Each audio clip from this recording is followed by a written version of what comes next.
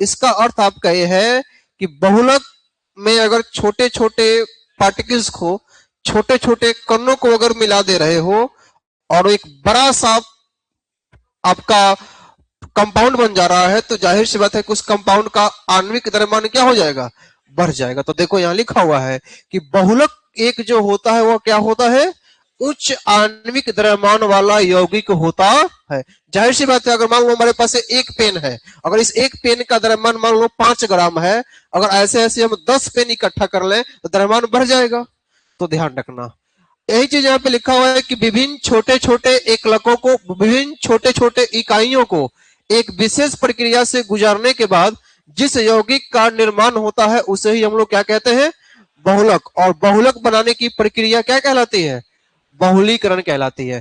और जो छोटा छोटा इकाई होगा, उस छोटे छोटे इकाई को, उस छोटा छोटा इकाई जिससे बहुलक बनता है, उसको हम लोग क्या कहते हैं, एकलक। इसका अर्थ क्या है, इसका अर्थ यह है कि बहुत सारे एकलक को मिला दो तो किस चीज का निर्माण हो जाएगा, बहुलक का। जैसे कि एग्जांपल में आपका पॉलीथीन है, एग्जांपल में आपका पॉलीविनाइल और क्या है आपका क्लोराइड है, लाइलॉन 6 आ जाएगा, पोलिस्टर आ जाएगा, ब्यूना एस है, ब्यूना एन है, प्रोटीन है, कई सारे आपके पास मिल जाएंगे। तो यहाँ पे डॉट में सब आ गया। देखो यहाँ इथीन है, देखो तो पॉलीथीन में अगर आप कहते हो पॉलीथीन, तो देखो आप 2-3 बार पॉलीथीन कहो, और 2-3 बार जब पॉलीथीन कहते हो तो यहाँ पे एक वर्ड आता है क्या, इथीन। इसका मतलब ये है कि बहुत सारे इथीन को, इथीन का क्या होता है, CH2 डबल बॉन्ड CH2।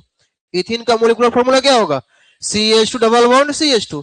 बहुत सारे अगर इथीन को अगर आप मिला दो तो बहुत सारे इथीन के मोलिकुल्स आपस में जुड़ते जाएंगे और बॉन्ड ब्रेक होगा और CH2 बन जाएगा। यहाँ पे N मोलिकुल्स, क्योंकि यहाँ भी N है, और इसी को हम कहेंगे कि यही आपका क्या है, पॉलीथीन है। तो बताओ पॉलीथीन का निर्माण किस चीज से हुआ है, इथीन से। तो बताओ वह जो छोटा छोटा इकाई मिलकर पॉलीथीन बनाया है उसका नाम क्या है, इथीन। इसका मतलब यह है, अब यहां से 2 प्रश्न सुनो। अगर आपसे पूछे हम कि बताइए इथीन का बहुलक क्या है, पॉलीथीन। इथीन का बहुलक और पॉलीथीन का एकलक, क्लियर बात। नेक्स्ट, वैसे ही पीवीसी, पीवीसी का मतलब होता है आपका क्या, पॉलीविनाइल क्लोराइड। पीवीसी का मतलब क्या होता है, पॉलीविनाइल क्लोराइड। मतलब क्या कि बहुत सारे विनाइल क्लोराइड को, N मॉलिक्यूल्स, बहुत सारे विनाइल क्लोराइड को अगर आप मिला देते हो तो बन जाता है क्या, polyvinyl chloride. CH2 CH2 CH और Cl, और ये कितना मॉलिक्यूल्स होगा आपका, N मॉलिक्यूल्स। तो ध्यान रखना, बहुत सारे विनाइल क्लोराइड को मिला दोगे तो बन जाएगा पॉलीविनाइल क्लोराइड। तो बताओ अगर आपसे सवाल पूछा जाए कि बताइए पॉलीविनाइल क्लोराइड यानी कि पीवीसी का एकलक क्या होगा, तो क्या कहोगे, विनाइल क्लोराइड। इसका स्ट्रक्चर यही होता है, याद करो, हेलो एल्केन, जहां हमने बताया था कि अगर hydrogen group direct sp2 carbon से जुड़ा हुआ हो तो हम कहेंगे कि वो आपका विनाइलिक हाइलाइड है। तो क्लोरीन है तो क्लोराइड कह देना, ब्रोमीन यहाँ पे आएगा नहीं क्योंकि विनाइल क्लोराइड कह रहा है स्पष्ट। देखो एक चीज आसान है, अगर किसी भी वर्ड में ना पहले से पॉली शब्द लिखा होगा मिले तो पॉली को हटा दो और जो बच गया वही उसका एकलक हो जाता है। तो ध्यान रखना। अब है आपका बहुलक का क्या, वर्गीकरण। बहुलक का वर्गीकरण में सबसे पहला किसके आधार पे है, स्रोत के आधार पे 3 तरह का होता है। एक आपका होता है प्राकृतिक बहुलक, एक आपका होता है संश्लेषित, और एक आपका क्या होता है, देखो प्राकृतिक बहुलक का मतलब होता है कि उस प्रकार का बहुलक जो प्रकृति में खुद से पाया जाता हो, यानी कह दो मतलब भगवान का दिया हुआ, सीधी सी बात है, जो नेचर में हो। जैसे कि आपका प्रोटीन हो गया, जैसे कि आपका क्या हो गया, सेलुलोज हो गया, ऐसे डॉट डॉट डॉट ETC। लेकिन अगर जिसका निर्माण मानव खुद करे तो उसको कह देना कि वह कैसा बहुलक है। अब बताओ पॉलीथीन है, पॉलीथीन को भगवान ने बनाकर भेजा है, नहीं, पॉलीथीन मानव अपने हिसाब से बनाया है। लाइलॉन 6 है, जो लाइलॉन का कपड़ा होता है, लाइलॉन का धागा होता है, इसका निर्माण मानव ने खुद किया है। जब निर्माण मानव करे तो उसको हम कहते हैं कि वो कौन सा बहुलक है, संश्लेषित। परंतु अगर इसी प्राकृतिक बहुलक का रासायनिक परिवर्तन कर दो, कुछ प्राकृतिक बहुलक में कुछ केमिकल्स मिला दो, तो उसको बोल देना कि वह क्या हो गया, अर्ध, जैसे कि cellulose nitrate, cellulose acetate, cellulose nitrate और सेल्यूलोज क्या हो जाएगा, एसीटेट। ऐसे अनेकों एग्जांपल आ जाएंगे।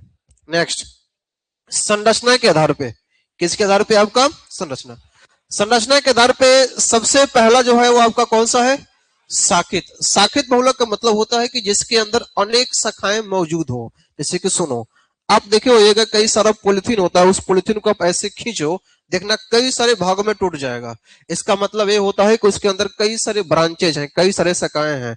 और उसमें एग्जाम्पल कौन सा आएगा आपका, निम्न घनत्व पॉलिथीन। वैसे ही एक ऐसा भी पॉलिथीन होता है जिसको आप खींचो वो फटेगा नहीं, खिंचाते हुए लंबा चल जाएगा। डेट इज कॉल्ड कौन सा बहुलक, रैखिक बहुलक। उसके अंदर उसकी संरचना रैखिक हो जाता है, जैसे कि आपका पीवीसी आ जाता है इसके अंदर, उच्च घनत्व पॉलिथीन आता है, high density polythene. Number C है आपका नेटवर्क बहुलक, जिसके अंदर अनेक शाखाएं हो, उसको हम बोलते हैं नेटवर्क। नाम में ही छिपा हुआ है नेटवर्क। इसी को कई जगहों पे लिखा रहता है जालक्रम। नेटवर्क को कई जगहों पे क्या लिखा रहेगा, जैसे कि आपका एग्जांपल में क्या लिखा हुआ है, बैकेलाइट वगैरह। तीसरा, तीसरा है आपका आणविक बल के आधार पर, मोलिकुलर फोर्स के आधार पे भी इसका 4 कैटेगरी है। देखते चलो, पहला है आपका कौन सा, प्रत्यास्थ बहुलक, यानी कि आपका कौन सा, इलास्टोमर। दूसरा है आपका रेसे, दूसरा क्या है आपका, रेसे। तीसरा है आपका कौन सा, ताप दृढ़ बहुलक। और चौथा आपका कौन सा है, ताप सुगठ्य बहुलक। चौथा कौन सा है आपका, ताप सुगठ्य बहुलक, जिसको हम कहते हैं थर्मोप्लास्टिक, और ताप दृढ़ को कहते हैं थर्मोसेटिंग। तो ये 4 तरह का कैटेगरी का होता है। देखते चलो, देखो इलास्टोमर वर्ड को पकड़ो, इलास्टो, इलास्टोमर का मतलब कहीं ना कहीं इलास्टिक से है, और इलास्टिक का मतलब होता है एक प्रकार का रबर। और रबर है तो कहीं ना कहीं उसके अंदर क्या होगा, खिंचाव होगा। रबर है तो इसके अंदर क्या होगा, और खिंचाव तभी होगा जब उसके मोलिक्यूल्स, जब उसके अंदर के बॉन्ड अच्छे से बॉन्डेड ना हो। जब अच्छा से बॉन्डेड नहीं होगा तभी आप उसको क्या कर सकते हो, खींच सकते हो। मतलब इसका आणविक बल कमजोर होता है। अब यहाँ पे चेक करो, वो ऐसा बहुलक जिसका अंतर आणविक बल कैसा हो, दुर्बल हो, जिसमें खिंचाव हो, उसे ही हम कहते हैं, यानी कि इलास्टिक का गुण हो, उसी को हम कहते हैं कि वही आपका क्या है, प्रत्यास्थ बहुलक है। जितना रबर होता है इसी कैटेगरी में आ जाएगा। जैसे कि नियोप्रिन एक रबर है, ब्यूना एस एक अब क्या है आपका रबर है, ब्यूना एन एक प्रकार का क्या है, रबर है, डॉट डॉट डॉट डॉट इटी सी। नंबर बी में है आपका रेसे। रेसे का मतलब होता है सीधा सा एक प्रकार का धागा, एक प्रकार का क्या हो गया, धागा। और इसके अंदर कौन सा बॉन्ड होता है, आप कभी पॉलिस्टर के धागे को खींचो, पॉलिस्टर का धागा नहीं टूटेगा लेकिन आपका हाथ कट जाएगा। कभी आप धागे को खींच कर देखना, क्योंकि उसके अंदर के फोर्स काफी स्ट्रांग होते हैं, और जब स्ट्रांग फोर्स होगा तो वो टूटेगा ही नहीं। आपके हाथ में थोड़ा सा, हाथ आपका थोड़ा कट जाएगा, थोड़ा सा लाल हो जाएगा, ब्लड निकल जाएगा, लेकिन उस पे धागे जल्दी आपका धागा ब्रेक नहीं होगा। जैसे खासकर वो धागा आप देखे होगा जनरल यूज में, जो कि कपड़ा से निकले जो धागा नहीं आता है छोटा सा, 5 रुपया 4 रुपए के मिलता है चैलेंज का, उस धागा को देखना कभी। इसी में आता है पोली एमाइड कहते हैं इसको। पोली एमाइड का मतलब होता है कि इसमें एमाइड के कई सारे पार्टिकल्स हैं। लाइलॉन 6 है, आगे हम पढ़ेंगे, लाइलॉन 6 है। इसके अंदर पोली एमाइड जितने भी आ जाएगा सब इसी के अंदर आ जाता है। अगला है आपका थर्मोप्लास्टिक। थर्मोप्लास्टिक के अंदर क्या होता है कि इसमें थोड़ी शाखाएं होती है, और इसका जो अंतर आणविक बल है वह प्रत्यास्थ और रेसे के बीच में होता है। जैसे कि आपका पॉलिथीन हो गया, जैसे कि आपका क्या हो गया, पीवीसी हो गया। थर्मोसेटिंग भी इसी के जैसा है, बस अंतर यह है कि इसका प्रयोग आप दोबारा नहीं कर सकते हो। जैसे कि आपका क्या हो गया, बैकेलाइट। सवाल यहां से बनेगा, सवाल यह बनता है कि आप कुछ ऑप्शन दे देगा, पूछेगा कि बताइए क्या है, बताओ। अभी अपने 4 तरह से पढ़ा, देखो तो आपसे पूछा जाए कि रेसे और प्लास्टिक और प्रत्यास्थ, प्लास्टिक में इन दोनों आ जाएगा, थर्मोसेटिंग भी आ जाएगा और आपका थर्मोप्लास्टिक भी आ जाएगा। बताओ इन तीनों में सबसे ज्यादा इंटरमोलिकुलर फोर्स, सबसे ज्यादा आणविक बल, या हमें कहें सबसे प्रबल अंतर आणविक बल किसमें होता है, रेसे में। कोई पूछे क्यों, तो बोलना इसके अंदर कौन सा बॉन्ड होता है, क्योंकि इसके अंदर होता है पॉली एमाइड। और जब एमाइड की बात हो तो एमाइड का मतलब हो गया यही वाला जो कल पढ़े थे, सी डबल बॉन्ड हो और क्या हो गया NH2। देखो नाइट्रोजन और हाइड्रोजन के बीच H बॉन्डिंग होता है। तो सुनो, सबसे ज्यादा अंतर आणविक बल किसके बीच? रे से, फाइबर्स के बीच, धागा के बीच। उसके बाद क्या आ जाएगा आपका? और सबसे कम जो है वो किसके बीच हो गया? प्रत्यक्ष। जाहिर सी बात है, खिंचाव ज्यादा है तो उसके अंतर आणविक बल क्या होगा? उसका कम होगा। अगला है आपका किसके आधार पे? बहुलीकरण के आधार पे। देखो बहुलीकरण की बात हम करें तो बहुलीकरण का दो कैटेगरी है। एक आपका कौन सा है? योगात्मक, और दूसरा कौन सा है? संगरण। देखो योगात्मक में क्या होता है ना कि आप एक ही प्रकार का एकलक को, चाहे विभिन्न प्रकार का एकलक हो, सबको जोड़ते जाओ, कुछ उसका नुकसान नहीं हो और वह सब जुड़ कर बना दे, उसी को हम कहते हैं कि वही आपका कौन सा बहुलक है? योगात्मक बहुलक है।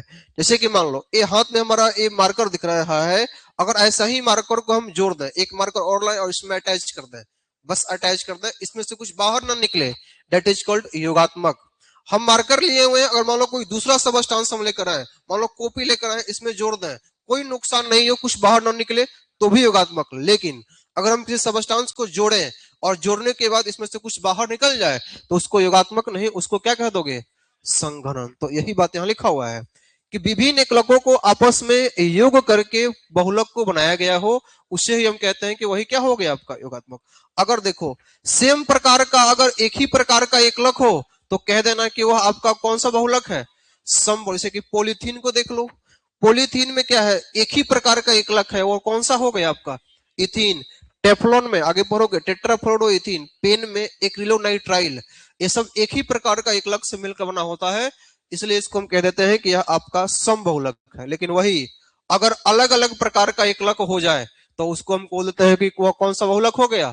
जैसे कि ब्यूना एस में देखो, ब्यूना एस है, ब्यूना एन है। ब्यूना एस में दो दो प्रकार का एकलक होता है, एक होता है ब्यूट 1,3 डाइईएनई और एस का मतलब होता है क्या? एस्टाइरिन, और दोनों को मिला दोगे तो क्या बन जाएगा? Buena S. वैसे ही ब्यूना एन भी होता है, ब्यूट 1,3 डाइईएनई, और एन का मतलब होता है एक्रिलोनाइट्राइल, आगे पढ़ेंगे भी। दूसरा है आपका संघनन। यहां ध्यान दो, संग्रहण का मतलब होता है कि विभिन्न क्रियाशील समूह वाले एकलक संग्रहण प्रक्रिया से गुजारने के बाद संग्रहण बहुलक बनता है। इसमें से हम पहले ही ऐड किए हैं कि क्या बाहर निकलता है? कुछ सूक्ष्म अणु, जैसे कि जल बाहर निकलेगा और क्या निकलेगा? HCl का क्या हो जाता है? निष्कासन। जैसे कि आपका लाइलॉन 6 लाइलॉन 6 बैकेलाइट, चेक करो ये जो लाइलॉन 6 बना हुआ है, गौर करो इसके दो एकलक होते हैं। एक आपका होता है कौन सा? हेक्सा मिथिलीन डाइएमीन, और एक होता है कौन सा आपका? Hexane dioic acid. इसी का दूसरा नाम क्या होगा? Adipic acid. सुनो ध्यान से, चेक करो, यहां का H देखो इधर, यहां का एक H और यहां का क्या हो गया? OH। H और OH मिलकर क्या बाहर निकल गया? H2, और यही आपस में जुड़ गया। बताओ इसको देखो, देखो तो क्या यह आपका एमाइड है कि नहीं है? देखो तो क्या यह ऐसा आपको कुछ दिख रहा है कि नहीं दिख रहा है? देखो तो सी डबल बॉन्डो है कि NH है कि नहीं है? और जैसे ही सी डबल बॉन्डो NH दिखाई दे, कह देना कि यह एमाइड है। और ये पूरा स्ट्रक्चर आपका लाइलॉन 6 का। कोई पूछे कि 2 बार 6 क्यों है, तो बताना कि इसमें भी 6 कार्बन है और इसमें भी 4 और 2 कितना? 6 कार्बन है, इसलिए इसका नाम पड़ गया क्या? लाइलॉन 6 और 6। तो ये आपका हेक्सामिथाइलिन की कहानी है। नेक्स्ट है आपका कुछ इंपॉर्टेंट एडिशन पॉलीमर। यहां से सबका एकलक को ध्यान में रखना। जैसे कि देखो इसमें सबसे पहला है आपका पॉलीथीन। सबसे पहला क्या है आपका? पॉलीथीन। बताओ इस पॉलीथीन का जो एकलक है वह क्या हो जाता है? इथीन। इस दो कैटेगरी है इसका, एक है आपका उच्च घनत्व पॉलीथीन और दूसरा आपका क्या है? निम्न घनत्व पॉलीथीन।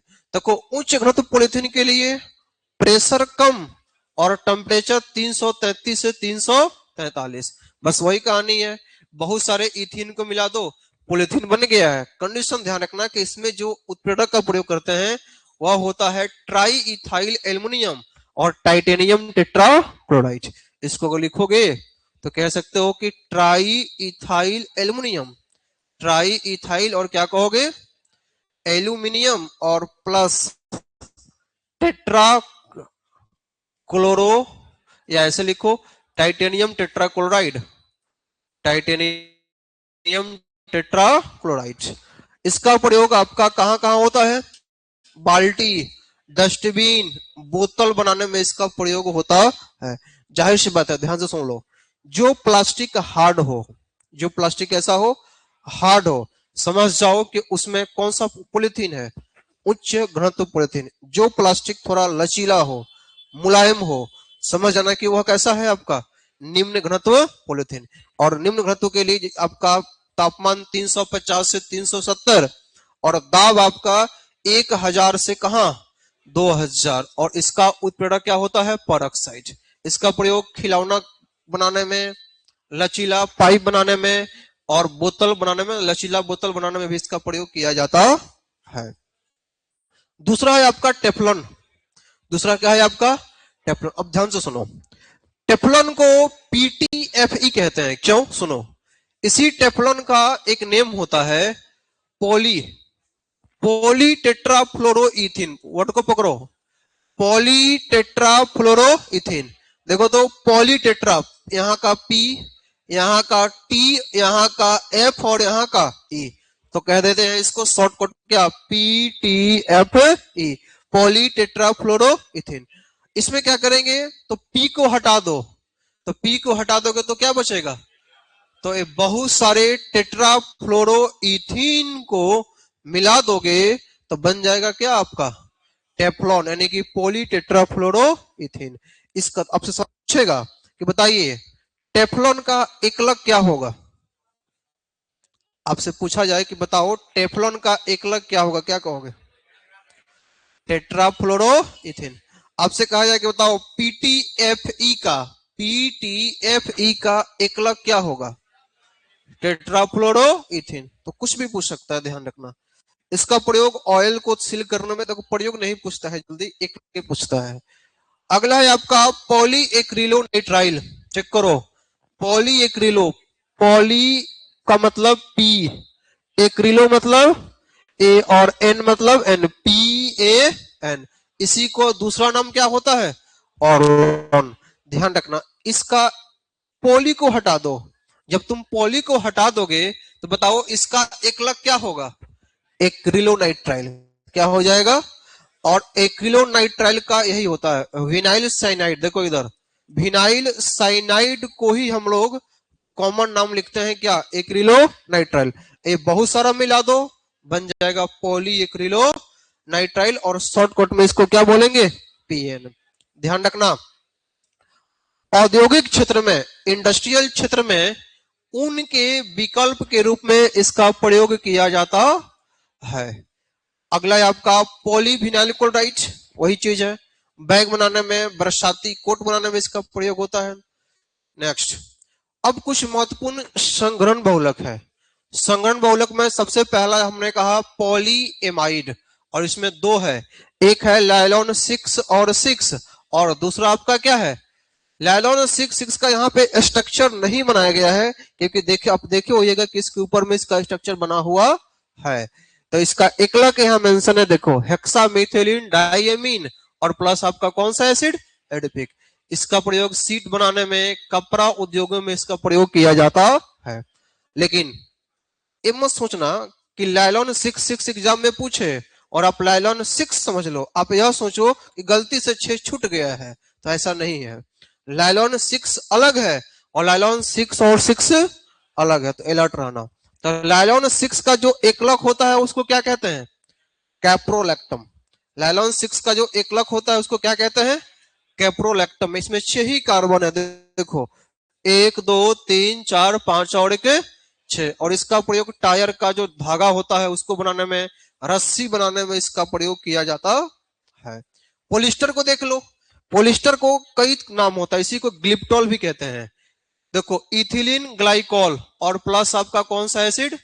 टेरिथाइलिक एसिड, इसको कहना टेरिथाइलिक अम्ल, टेरिथाइलिक अम्ल। तो इथिलीन ग्लाइकॉल और टेरिथाइलिक अम्ल होता है। इसी पॉलिस्टर को ध्यान रखना ग्लिप्टॉल भी कहते हैं, कहीं अगर दिख जाए तो भी आश्चर्य होने की जरूरत नहीं है। चलो, बैकेलाइट। बैकेलाइट का निर्माण के लिए आपका दो एकलक है, एक आपका फॉर्मल्डिहाइड है और दूसरा आपका कौन सा है? फिनॉल। इलेक्ट्रिक स्विच बनाने में इसका प्रयोग होता है, ध्यान देना। बैकेलाइट भी एक प्रकार का थर्मोसेटिंग पॉलीमर ही होता है। ध्यान रखने वाली बात यह है कि ये एक आपका संघनन बहुलक है और आपसे पूछेगा सवाल, याद करो, अगर आपको याद होगा हमने कहा था कि क्वेश्चन था एल्डिहाइड कीटोन में कि फॉर्मेलिन का दो मुख्य उपयोग लिखे, उसमें एक ये भी था। फॉर्मेलिन का मतलब फॉर्मल्डिहाइड, फॉर्मेलिन का मतलब हो गया कौन सा, फॉर्मल्डिहाइड। तो सवाल ये भी अगर पूछ दे कि फॉर्मल्डिहाइड का प्रयोग, तो फॉर्मल्डिहाइड का प्रयोग भी बैकेलाइट बनाने में कर दोगे।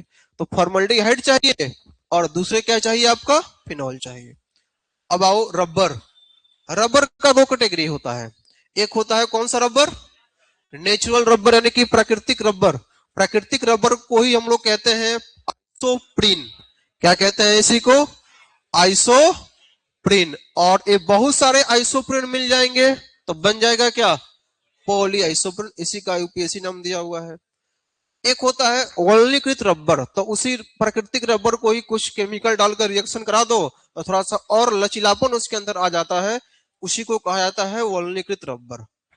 संश्लेषित रबर जो मानव खुद बनाया है, ये तीन कैटेगरी का, एक नियोप्रीन, एक ब्यूना एस और एक आपका कौन सा, ब्यूना है। नियोप्रीन देख लो, नियोप्रीन का जो एकलक होता है वह क्या होता है, क्लोरोप्रीन। इसी का यूपीएससी दिया हुआ यहाँ पे। ब्यूना एस का एकलक दो ठो, ब्यूट 1,3 डाई और दूसरा कौन सा, एस्टाइरिन। ब्यूना एन का भी एकलक दो ठो, ब्यूट 1,3 डाई और दूसरा क्या हो गया आपका। तो देखो ये दोनों सवाल को ध्यान रखना, आपसे पूछेगा कि ब्यूना एस में एस क्या है, ब्यूना एस में एस क्या है, क्या लिखा हुआ है पढ़ो तो, एस्टाइरिन। और ब्यूना एन में एन क्या है, एक्रिलो नाइट्राइल। क्या कहोगे, एक्रिलो नाइट्राइल। नेक्स्ट है आपका जैव निम्नकरणीय बहुलक। वैसा बहुलक जो सूक्ष्म जीव द्वारा अपचयित क्या हो जाए, अर्थात पर्यावरण के लिए कोई नुकसानदायक न हो, उसी को बोलते हैं कि वही आपका क्या है, जैव निम्नकरणीय बहुलक। इसी के साथ आपका यह चैप्टर भी क्या हो गया, खत्म। नीचे में एक क्वेश्चन दिया हुआ है, सुनो। थर्मोप्लास्टिक बहुलक और थर्मोसेटिक बहुलक में क्या अंतर, तो ये अंतर है आपका, इसको आप सीधी सी बात है कि ये आप अधिकतम संरचना एक रेखीय होता है, अधिकतम संरचना आपका 3D में होता है। अधिक गर्म करने पे यह मुलायम और गल जाता है, यह नहीं गलता है, नहीं मुलायम होता है। यह योगात्मक बहुलक बनाता है और यह आपका कौन सा बनाता है, संघनन बनाता है। यह अधिकतम कार्बनिक कार्बनिक कार्बनिक घोलक में घुलनशील होता है और यह कार्बनिक घोलक में घुलनशील नहीं होता। ये आपका पॉलीथीन हो गया, टेफ्लॉन हो गया, यही सब चीजें हैं, बैकेलाइट एग्जाम्पल हो गया। चलिए नीचे में लिख दीजिए द इंड और उसको क्वेश्चन खोल दीजिए। अब आओ इस पॉलीमर का क्वेश्चन करते हैं।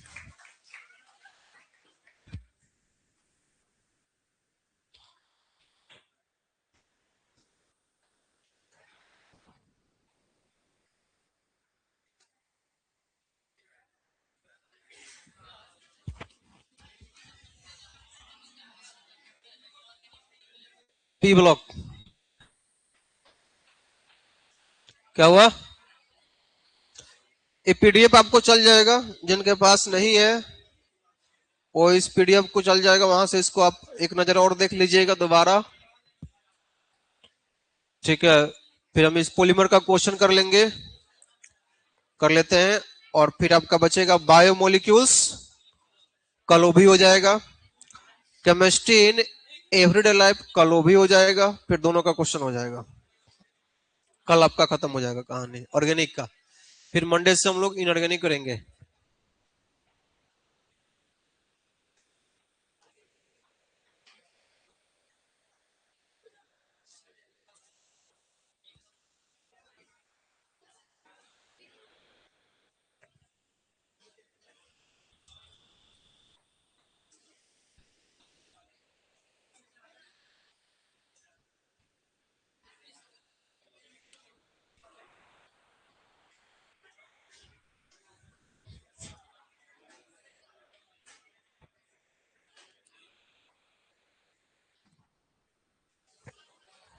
चलिए आइए देखो, एक एक करके सुनो।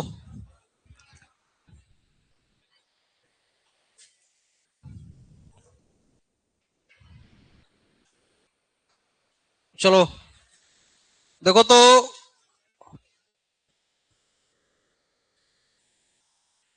पढ़ो तो क्वेश्चन की, प्राकृतिक रबर निम्नलिखित में से किसका बहुलक है? किसका? आइसोप्रीन का।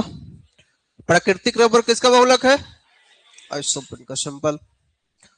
निम्नलिखित में से किसमें स्टर आबंध होता है? किसमें स्टर आबंध होगा? टेरलिन। देखो इसी को डेकरन कहो, टेरलिन कहो, और इसी को क्या कहो? पोलिस्टर कहो, इसी को ग्लिप्टॉल कहो, सब एक ही बात है। पोलिस्टर, पोलिस्टर में नाम से छिपा हुआ है पोली प्लस स्टर। पोली प्लस, देखो इधर, पोलिस प्लस स्टर मतलब पोलिस्टर। तो इसमें कौन सा बंध होगा आपका? स्टर लिंकेज होगा। निम्नलिखित में से कौन सा थर्मोसेटिंग है? बैकेलाइट। थर्मोसेटिंग कौन है आपका? बैकेलाइट। कौन सा इसके अंदर देखो तो पॉलीएमाइड है? कौन सा इसके अंदर आपका पॉलीएमाइड है? कौन सा है आपका? याद करो, दो ही तो है, एक लाइलॉन 6 और एक लाइलॉन 6,6 हो गया। नेक्स्ट। नेक्स्ट है आपका कि बताइए निम्नलिखित में से कौन सा योगात्मक बहुलक है? कौन सा? उच्च घनत्व पॉलिथीन। बाकी ये भी संघनन है, अभी पढ़े भी हो महत्वपूर्ण संघनन में। और डेकरन मतलब वही पोलिस्टर, डेकरन का पोलिस्टर सब एक ही है, तो वो सब आपका संघनन में आ जाएगा। चलो बताओ, एक स्ट्रक्चर लिखा हुआ है CF2 डबल बॉन्ड CF2, कहता है कि monomer of which of the following, बोलो किसका? टेफ्लॉन। नहीं हो गया? और यही ना है जी, देखो NCF2 डबल बॉन्ड CF2 बन जाएगा आपका CF2 और या N मॉलिक्यूल्स, इसी को हम टेफ्लॉन कहते हैं, या इसी को कह लो पॉली टेट्रा फ्लोरोइथीन, कोई फर्क पड़ने वाला एक ही बात है। नेक्स्ट बताइए कौन सा इसमें नेचुरल पॉलीमर है? ये सब तो बन जाना चाहिए। चलो, बैकेलाइट को फिनॉल से किसके साथ अभिक्रिया द्वारा प्राप्त होता है? फॉर्मल्डी। अरे अभी अभी पढ़े हो ना कि फिनॉल प्लस फॉर्मल्डिहाइड को अगर मिला दें तो बताओ क्या बन जाएगा? बैकेलाइट। क्या बन जाएगा आपका? बैकेलाइट। ब्यूना N और ब्यूना S क्या है? संश्लेषित रबर। देखो सिर्फ आइसोप्रीन ही प्राकृतिक रबर है, बाकी neoprene, Buena S, Buena N, ये सभी का सभी क्या है आपका? सिंथेटिक। पॉलीथीन किसका पॉलीमर है? इथीन का। किसका है? इथीन। नेक्स्ट, नेचुरल रबर किसका है? आइसोप्रीन का पॉलीमर, पॉली आइसोप्रीन, उसी को तो नेचुरल रबर बोलते हैं। चलो, इसमें से बायोडिग्रेडेबल जैव निम्न करणीय बहुलक कौन सा है? देखो जैव निम्न करणीय का मतलब क्या होता है कि जो पर्यावरण में कोई नुकसान, बताओ एक पॉलीथीन है, आपको पॉलीथीन बताओ पर्यावरण के लिए नुकसानदायक है कि नहीं है? काफी ज्यादा नुकसानदायक है। पीवीसी, अच्छा पीवीसी, आपको पीवीसी का मतलब समझ रहे हो क्या होता है? एक प्रकार का पाइप, या जो आप देख रहे हो ना जो वायर होता है तार, ये तार के ऊपर जो लेप चढ़ाया गया है जिस कलर का, कब किसी में ब्लैक है, किसी में ग्रीन है, किसी में रेड है, हाँ यही सब आपका पीवीसी का लेप होता है। तो ये सब भी पर्यावरण के लिए नुकसानदायक है, और बाकी लाइलॉन का है ही। आइए लघु उत्तरीय, अभी अभी आपने देखा ऊपर में इसका आंसर है कि थर्मोप्लास्टिक और थर्मोसेटिक बहुलक में क्या अंतर है। एक एक एग्जांपल यहाँ पे लिखा भी है एग्जांपल इसका। चलो, इसमें कह रहा है कि संश्लेषित रबर और संरचना पॉलीमर और एडिशन पॉलीमर, इन तीनों का एक एक एग्जांपल दो। तो बताओ, इसमें कह रहा है कि संश्लेषित रबर में एक एक कह रहा है, आपके पास तो तीन तीन एग्जांपल है, नियोप्रीन है, ब्यूना S है, ब्यूना N है, एक एक कह रहा है तो एक एक दे दो। सिंथेटिक रबर हो गया। अगला है आपका कंडेंसेशन। कंडेंसेशन का मतलब होता है संघनन। तो संग्रहण में आपका कई सारे है, लाइलॉन 6 है, लाइलॉन 6 है, आपका पोलिस्टर है, बैकेलाइट है, एग्जाम्पल का कमी नहीं है। ध्यान रखना, संरचना नहीं, यहाँ पे क्या कहलाएगा, संगणन। पहुंचो, अतिरिक्त नहीं, योगात्मक, यहाँ पे क्या कहलाएगा, योगात्मक। तो योगात्मक में भी बहुत सारा आपका निकल के आएगा। याद करो, ब्यूना एस आपका योगात्मक है, पॉलीथीन सबसे अच्छा एग्जांपल, पॉलीथीन आपका योगात्मक है, ब्यूना एन आपका योगात्मक, टेफ्लॉन योगात्मक है। तो उस लिस्ट में देखना कई सारे मिल जाएंगे। चलो, कहता है कि टेफ्लॉन के एकलक को लिखे, क्या लिखोगे, टेफ्लॉन को एकलक को क्या लिखोगे, टेट्राफ्लोरो और क्या, इथिलीन, टेफ्लॉन का एक एकलक। चलो, अगला है कि किन्हीं दो निम्नांकित बहुलकों के एकलक और संरचना को क्या कीजिए, लिखिए। तो बताओ, दो है, इसमें आप तीनों के बारे में लिख सकते हो, चारों के बारे में लिख सकते हो। बताओ, पीवीसी, पीवीसी का एकलक क्या है, विनाइल क्लोराइड, और उसका स्ट्रक्चर को लिख दो। लाइलॉन 6 उसको लिख दो, हेक्सामिथिलीन डाइएमीन और प्लस आपका एडीपिक एसिड। पॉलीथीन है, इथीन को लिख दो। पॉलिस्टर है, अभी हमने देखा, इथिलीन ग्लाइकॉल और आपका टेरिफेथैलिक एसिड, दोनों को लिख दो, काम हो जाएगा बस। चलिए देखिए, तो यहाँ पे बताओ, बैकेलाइट और पीवीसी बनाने के लिए कौन से प्रारंभिक रसायन का प्रयोग करते हैं। बताओ, बैकेलाइट के लिए क्या चाहिए, बैकेलाइट के लिए क्या चाहिए, फिनॉल प्लस फॉर्मल्डिहाइड। और पीवीसी के लिए, पीवीसी के लिए क्या चाहिए, सिर्फ विनाइल क्लोराइड। हो गया, बैकेलाइट के निर्माण में फिनॉल और फॉर्मल्डिहाइड, जबकि पीवीसी के निर्माण में क्या चाहिए, विनाइल क्लोराइड। बस खत्म। चलिए, अब आपका पॉलीमर भी क्या हो गया, खत्म।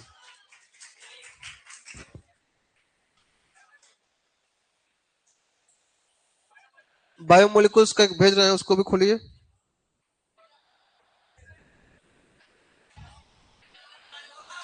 रुको,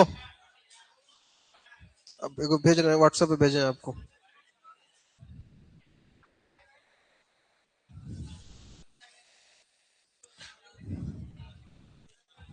आपका एक होमवर्क है, होमवर्क है, सुनो, जितना पढ़ाया जा रहा है ना, सारे क्वेश्चन बैंक का सब्जेक्टिव क्वेश्चन अपने मन से बनाओ। कॉपी, एक नया कॉपी खरीदो, उस पर लिखो क्वेश्चन बैंक आंसर, ठीक है।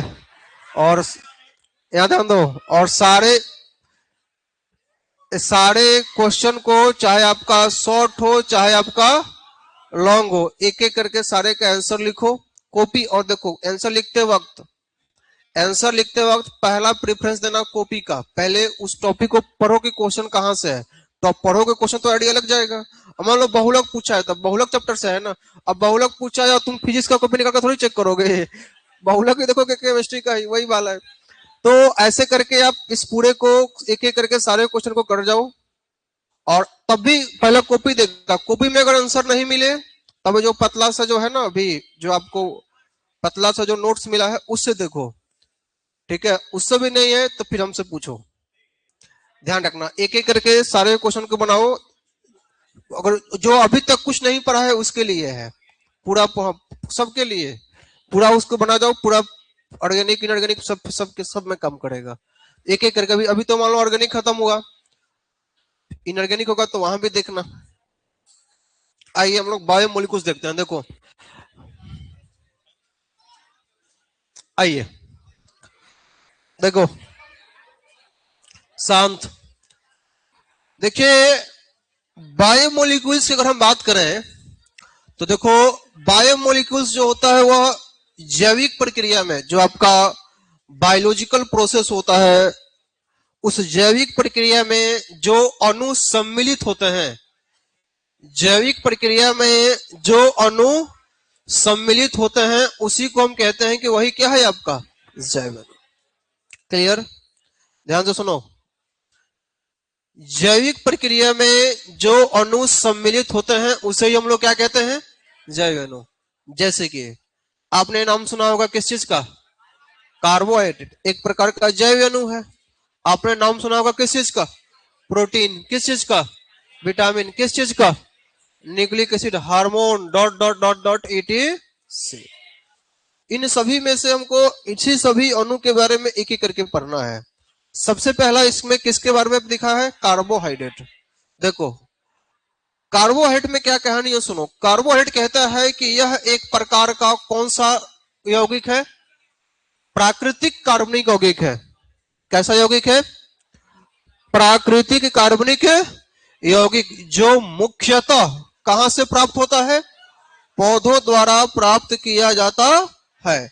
जैसे कि आपका ग्लूकोज हो गया, जैसे कि आपका स्टार्च हो गया, जैसे कि आपका केन शुगर हो गया, डॉट डॉट डॉट ETC।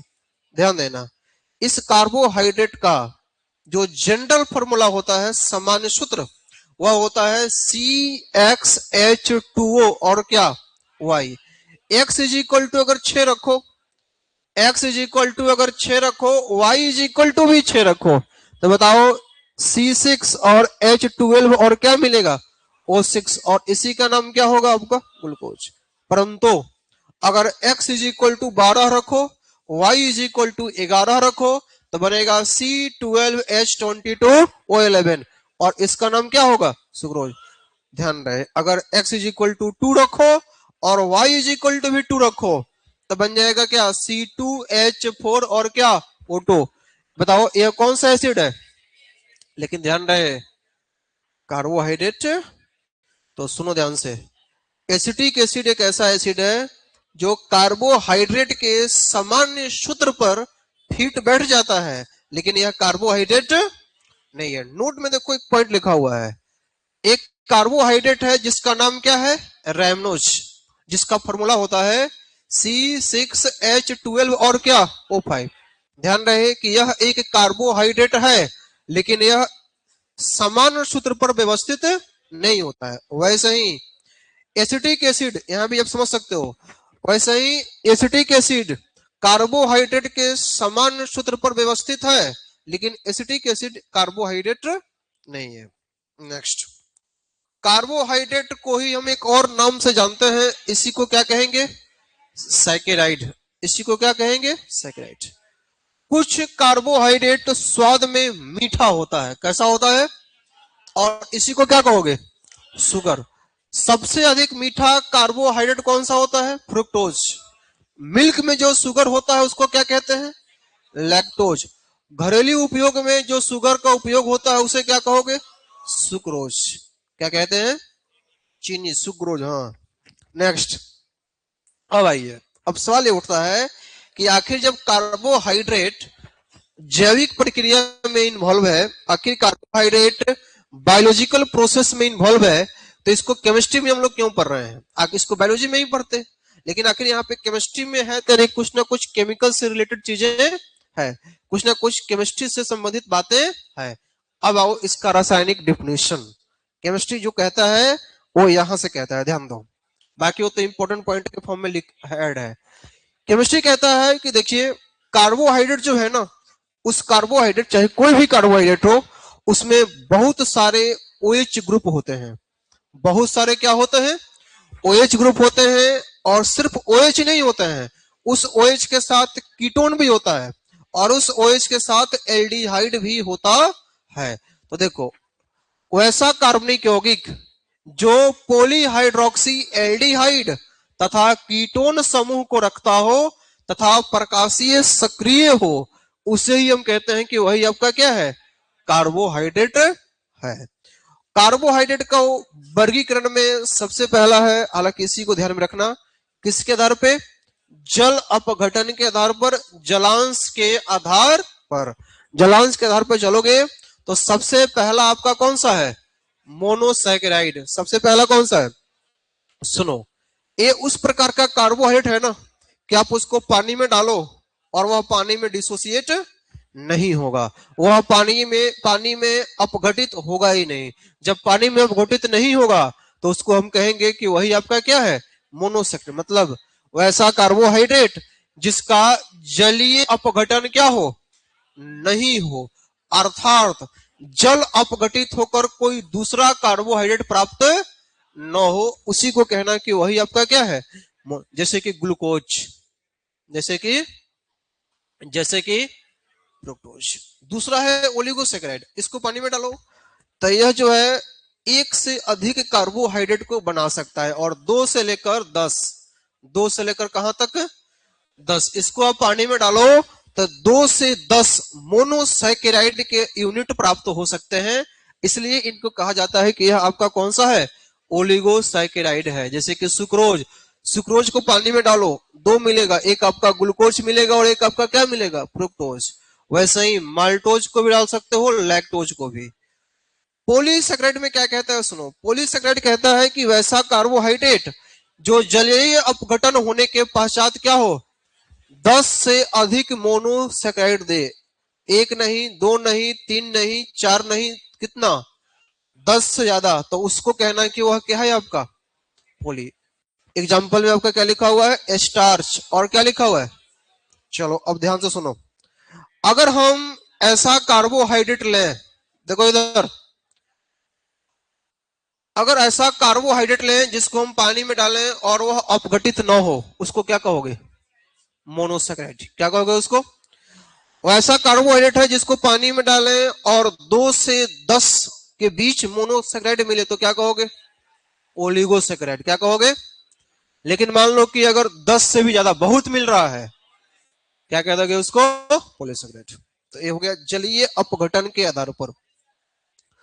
दूसरा है आपका किसके आधार पर, अपचयन के आधार पर। देखो अगर बात अपचयन की हो तो ये 2 तरह का होगा। एक आपका होता है कौन सा, शर्करा, अपचयी शर्करा, और एक आपका कौन सा, अनअपचयी शर्करा। ध्यान दो, टॉलेंस अभिकर्मक आपने पढ़ा होगा, टॉलेंस अभिकर्मक ध्यान रखना, वैसा कार्बोहाइड्रेट जो टॉलेंस अभिकर्मक को अपचयित कर दे उसको कह देंगे कि वह अपचयी शर्करा है, इसमें सारे के सारे मोनोसैकेराइड आ जाएंगे। लेकिन ऐसा भी कार्बोहाइड्रेट है जो टॉलेंस अभिकर्मक को अपचयित न करे, उसको हम बोलते हैं आपका सुक्रोज। तो ये भी आपका होता है कैटेगरी।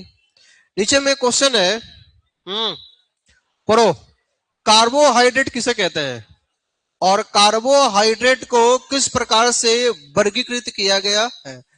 जैसे क्वेश्चन पूछे ना तो इसका आंसर में यही 3 को लिख देना। पहला, कार्बोहाइड्रेट को डिफिनीशन लिख देना। डिफिनीशन देखो, आप मूल मंत्र याद रखो, जब भी कार्बोहाइड्रेट को लिखना पड़े ना तो यह मत लिखना कि पौधों से प्राप्त होता है, वो ठीक है, वो अपने जगह पे ठीक है, बायोलॉजी के दृष्टिकोण से। केमिस्ट्री क्या कहता है सुनो, उसमें लिखना कि इसमें बहुत सारे हाइड्रोक्सी समूह एल्डिहाइड तथा कीटोन के साथ उपस्थित होते हैं, बस हो गया, एग्जाम्पल दे देना। तब लिख देना कि हाँ पौधों से प्राप्त हो, हेन तेन जो भी आपको आता है लिख लो, लेकिन मेन पॉइंट है। सेकंड, किस प्रकार से क्लासिफाई किया गया है, तो क्लासिफिकेशन में इन दोनों को लिखने की जरूरत है, बस 3 लिख देना कि जलीय अपघटन के आधार पर 3 तरह से, मोनो, ओलिगो और पॉली। ये पूछा हुआ क्वेश्चन है, ऐसे प्रश्न आपको पूछे जाने की संभावना रहता है। और शायद नीचे में आंसर भी देखो यहाँ पे लिखा हुआ है बहुत सुंदर तरीके से। चलो आगे बढ़ो। आगे आपका मोनोसैकेराइड का क्या है आपका वर्गीकरण। देखो कार्बन की संख्या के आधार पर और क्रियाशील समूह के आधार पर। देखो अगर कार्बन की संख्या 3 हो तो उसको कहना कि वह क्या है आपका ट्राइओज। अगर उस कार्बन की संख्या 3 में एल्डिहाइड होगा तो कह देना कि वह क्या लिखा हुआ है, एल्डोट्राइओज। अगर कीटोन होगा तो क्या कहोगे, कीटोट्राइओज। अगर कार्बन की संख्या कितना हो 4 तब क्या कहोगे, टेट्रोज। और अगर एल्डिहाइड हो तो क्या कहोगे, एल्डोटेट्रोज। और कीटोन हो तो क्या कहोगे, कीटोटेट्रोज। अगर कार्बन की संख्या 5 हो तब क्या कहोगे, पेंटोज। अगर मान लो एल्डिहाइड हो तो एल्डोपेंटोज और कीटोन हो तो कीटोपेंटोज। वैसे ही आगे भी है। अब यहाँ पे कुछ नोट में कुछ पॉइंट है। देखो पहला है कि प्रकृति में, नेचर में लगभग कितने मोनोसैकेराइड होते हैं, 20। कितने होते हैं, 20। दूसरा, सुक्रोज को जब आप जलीय अपघटन कराओगे जलांश, तो जलांश के पश्चात आपको क्या मिलेगा, ग्लूकोज और क्या मिलेगा, फ्रुक्टोज। नेक्स्ट, माल्टोस को जलांश कराओगे तो उसके पश्चात आपको क्या मिलेगा, ध्यान रखना सारे ऑब्जेक्टिव के दृष्टिकोण से है। माल्टोज को जब जलीय अपघटन कराओगे, ये आपका मॉडल सेट का है इस बार का, माल्टोज का जलीय अपघटन कराओगे तो ध्यान रखना ग्लूकोज का कितना अणु मिलता है आपका, 2 अणु। लैक्टोज को जब जलांश कराओगे तो आपको यहां पे मिलेगा बीटा डी ग्लूकोज और बीटा डी कौन सा, ग्लैक्टोज। 2 प्रकार का मोनोसेक्राइड आपको मिलता है। अब यहाँ पे कुछ ग्लूकोज के बारे में कुछ कहानी है, ध्यान दो। ग्लूकोज जो प्रकृति में ग्लूकोज किसमें होता है, मुक्त अवस्था में भी होता है और संयुक्त अवस्था के दोनों में पाया जाता है। मतलब सिंगल फॉर्म में भी रहेगा और किसी के साथ जुड़कर भी रहेगा। देखो पहला तरीका है सुक्रोज से। पहला तरीका किस चीज से है, सुक्रोज से। सुक्रोज का जलीय अपघटन करा दो, एक तरफ ग्लूकोज मिल गया और एक तरफ क्या मिल गया, फ्रुक्टोज। और भी है स्टार्च से, तो स्टार्च को करो तो बहुत सारा आपका ग्लूकोज मिल जाएगा। अच्छा बताओ, मेरा प्रश्न क्या है, प्रश्न है सुनो, बताइए सेल्यूलोज का या स्टार्च का एकलक क्या है। सेल्यूलोज या स्टार्च का एकलक क्या है, सेल्यूलोज या स्टार्च का एकलक क्या है, ग्लूकोज। क्या है आपका, ग्लूकोज। अब बताओ ग्लूकोज का बहुलक क्या है, स्टार्च। देखो ना, ए है स्टार्च, ए क्या है आपका। अब इस स्टार्च को तोड़ा गया है तो क्या मिला है, तो इसका एकलक हो गया ग्लूकोज और इसका बहुलक हो गया स्टार्च। समझ रहे बात को। तो कभी पूछ दे कि सेल्यूलोज किसका एकलक है तो कह देना किसका, ग्लूकोज को। नीचे में आपको ग्लूकोज का स्ट्रक्चर दिया हुआ है जो कि हम पहले भी आपको बता चुके हैं। इसमें कायरल कार्बन की संख्या कितनी होती है, 4।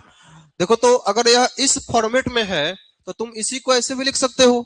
देखो तो CHOH CHOH CHOH इसकी संख्या कितनी है टोटल, तो CHOH की संख्या 4, ऊपर में CHO है और नीचे में लिख सकते हो क्या, CH2 और क्या हो गया, OH। अब इस वही चीज यहाँ पे लिखा हुआ है, ग्लूकोज का बहुलक स्टार्च सेल्यूलोज। जंतु में कार्बोहाइड्रेट किस रूप में होता है, ग्लाइकोजन के रूप में। अब इस ग्लूकोज का कुछ रिएक्शन भी है कि अगर HI के साथ रिएक्शन करा देंगे तो पूरा का पूरा नॉर्मल हेक्सेन आपका बन जाएगा।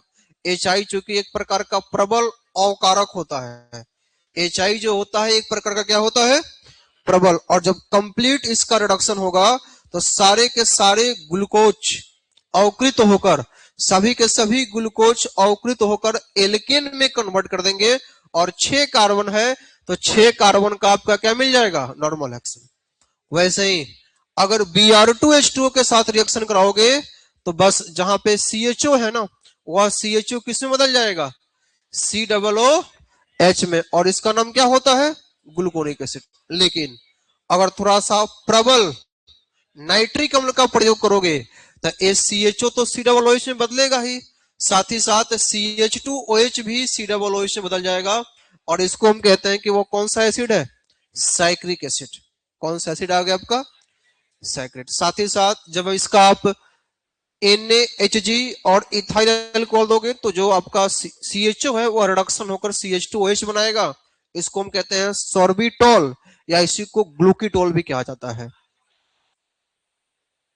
अब देखिए यह प्रोटीन है, प्रोटीन में पी तो बड़ा खतरनाक लग रहा है जी।